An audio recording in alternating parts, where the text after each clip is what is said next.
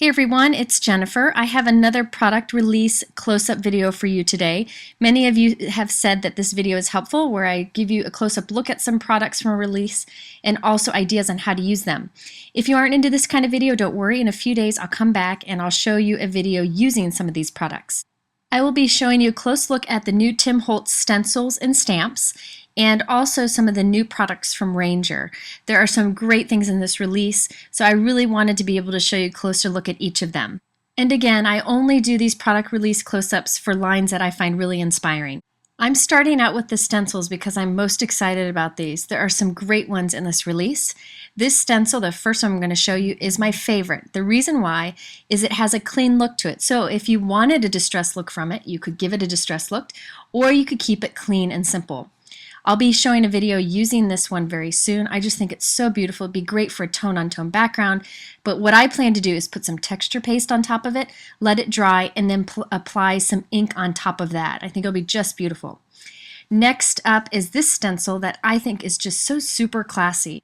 I want to take some texture paste and put a coat of texture paste over this and then put some great embossing powder on top of it, like the verdigris embossing powder from Ranger, which I'll show you in a little bit, or a glitter embossing powder. I think that'd be beautiful on top of it. So there are many things you could do with this. Just simple inking for a tone-on-tone look would be gorgeous too. Here's another new stencil. This one is great for the winter days. I think this would be great as a tone-on-tone. Just put texture paste, white texture paste over it on a white card, and you have a great subtle background.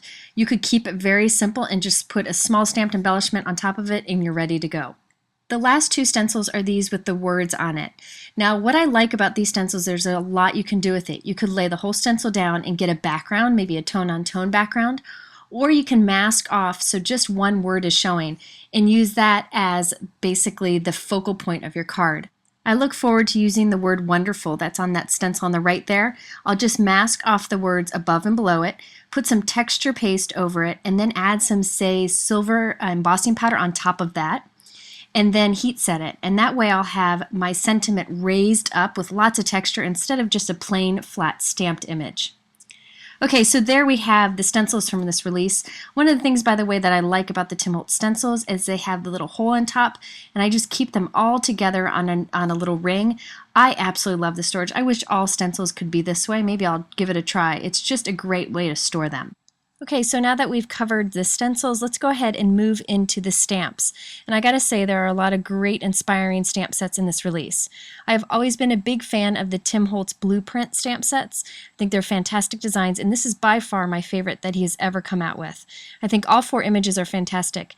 Now this pine image on the bottom, what I'm thinking of doing with this is first stamping it with a light gray ink, then stamping over it with an embossing ink. Then I'm going to sprinkle on some embossing powder just to the pine itself. You can brush any way from the rest of it. Maybe with this verdigris embossing powder. This is gorgeous. It's got like teals and golds in it. And then heat emboss that so that the pine has that green look to it. Now for the pine cone, I plan to use embossing powder, the brick one from Ranger. This is a great one that gives lots of texture and would be perfect for that pine cone. Now the other two images on here, I'm most excited to use these two. What I plan to do with these is white heat emboss it on some Tim Holtz watercolor paper. Then I'm going to fill in all the petals and the leaves with drops of vibrant watercolor and then just let it do the work on its own so that it just kind of blends on its own and it dries into a lovely watercolor look. I think that would be a fun one to mass produce for holiday cards. Here's another Christmas blueprint set. My favorite on this set is the bottom right. I think that jingle bell is fantastic. It'd be fun with some gold perfect pearls on top and a fun holiday message. Now if you like smaller images, there is the mini blueprint set that has several of these images and also some Halloween ones on it, and it's just in a smaller scale. Now speaking of the Halloween blueprints, there are the large ones too. I'm not usually big into Halloween stamps. However, there are a few on here that I think are fantastic.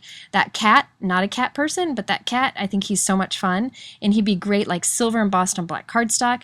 That candy corn would be fun to do some watercolor in. But that witch's hat, there's something about that witch's hat that I think is so fantastic and fun. What I plan to do with it is actually stamp the witch's hat and cut it out and put it on the pumpkin that's in this other stamp set that has just come out. I think they'd be fun to use together, or maybe even put that witch's hat on the owl if you wanted to. Now this other stamp set here is the carved Halloween stamp set. So they all have like a hand carved look to them. I think that owl is fun.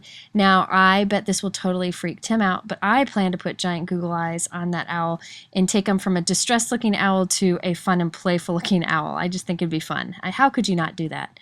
Then I love that the jack-o'-lantern. I even think that spider you could just stamp with embossing ink and put some perfect pearls over it on a dark cardstock and create a very simple card.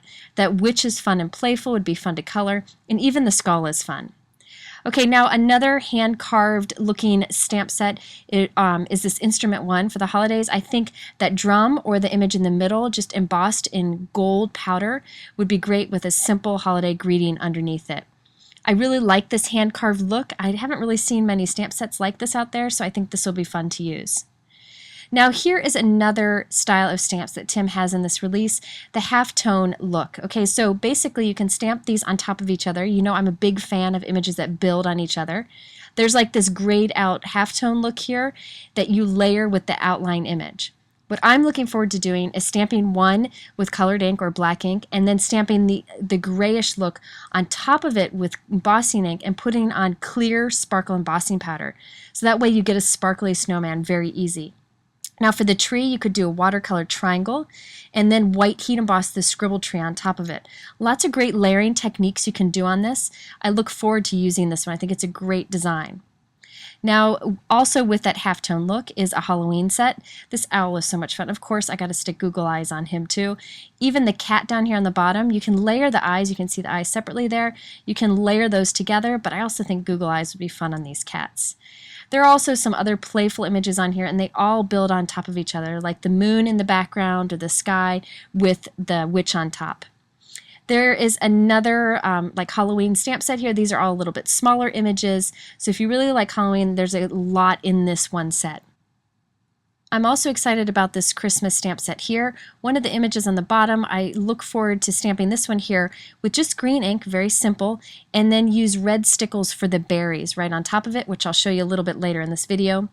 That starry background there, I look forward to inking up some white cardstock with lots of distress inks, then misting the stamp with water and stamping it onto the distress ink to cause that little reaction. I've done a card kind of like this in the past, and I'll link to it right here and in the YouTube description if you want to see an idea for this stamp set. Now there are two new holiday handwritten stamp sets. I gotta say, I absolutely love these. I love that they kind of have a masculine look to them.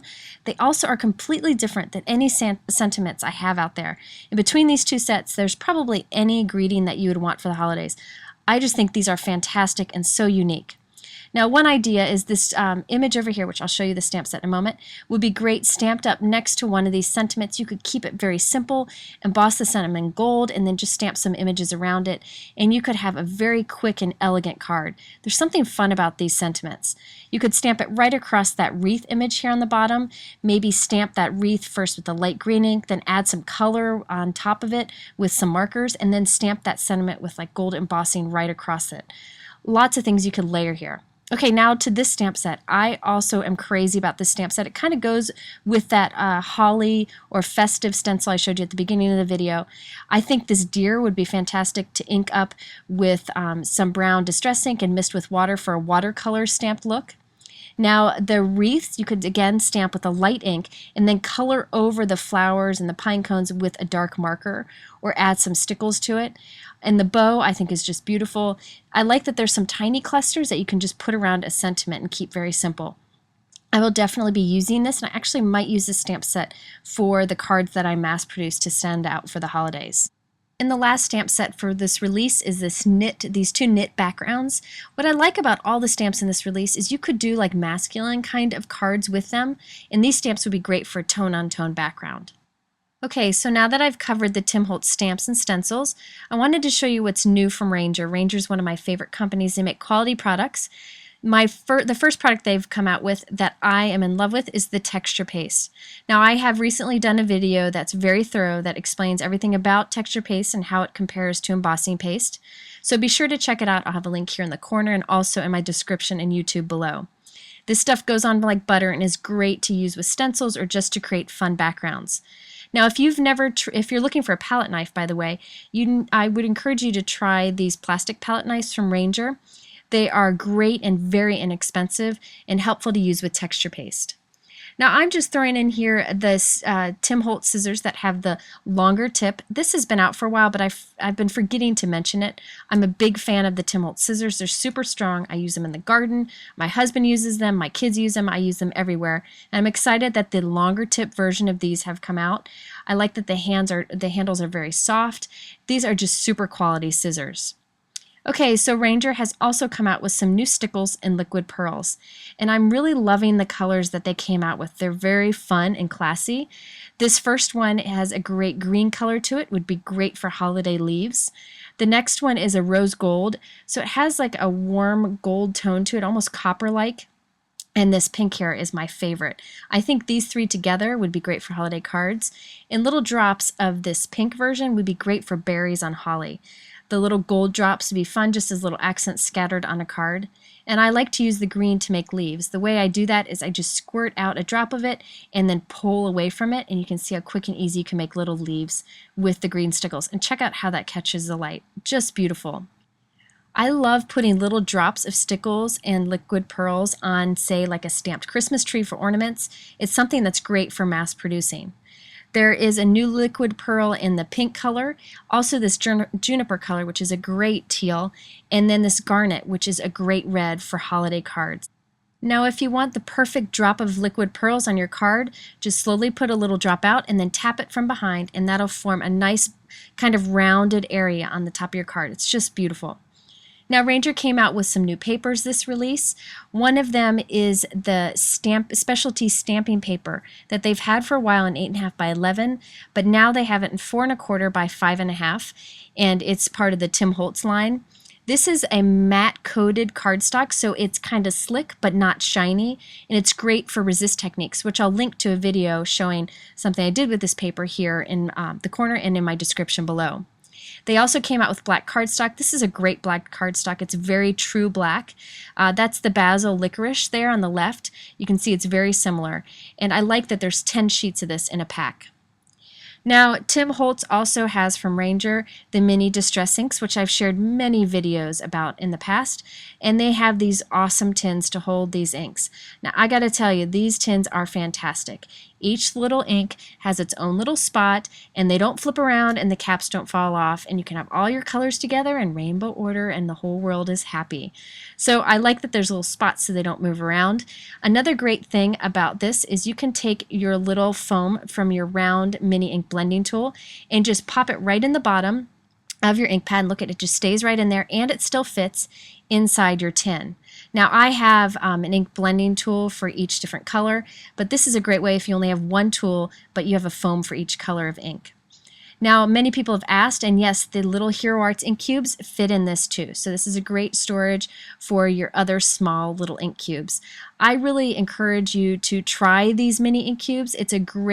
These little mini inks, it's a great way to get lots of colors without spending a whole lot of money. So there we have it, some of the new products from Tim Holtz and Ranger. I have links to the videos I mentioned and all the supplies that I mentioned in my YouTube description below. I link to multiple sources. And also you can go over to my blog at jennifermcguireinc.com for much more information. And as I mentioned, be sure to stop back soon because I will be sharing videos where I use some of these products.